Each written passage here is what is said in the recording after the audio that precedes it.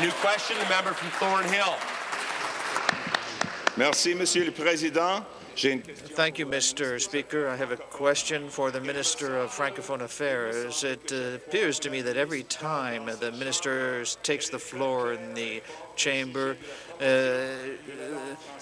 about promotion of the French language that concerns her, and I was surprised to see that federal funding for Francophone teaching would be eliminated, except for some secondary schools. Can the minister confirm to the legislature that she will now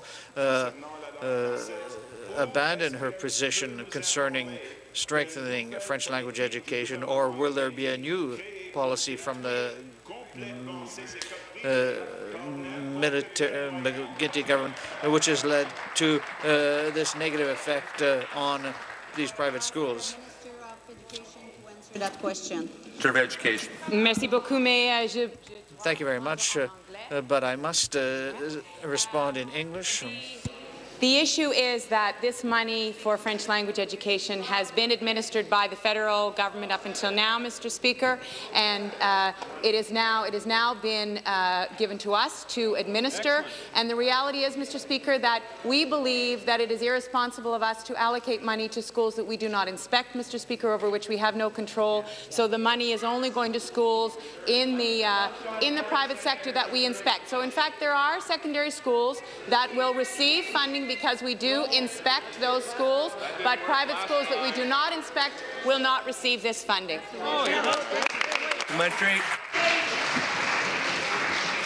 I, too, will switch to English, Mr. Speaker, because I think all members should get the full brunt of this. Perhaps the minister can confirm that the McGunity government considers private schools to now be second-class following last fall's election. It's true that Ontarians voted not to fund private schools, but they did not vote to abandon them either, and they did not vote, nor can they vote, to eliminate federal funds earmarked to teach Ontario's children the French language.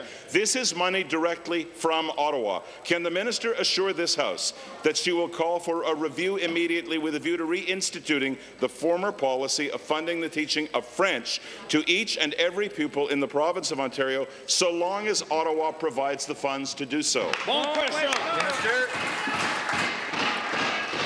Thank you, Mr. Speaker. On this side of the House, Mr. Speaker, it is our intention to build the most vibrant, publicly funded education system in the world.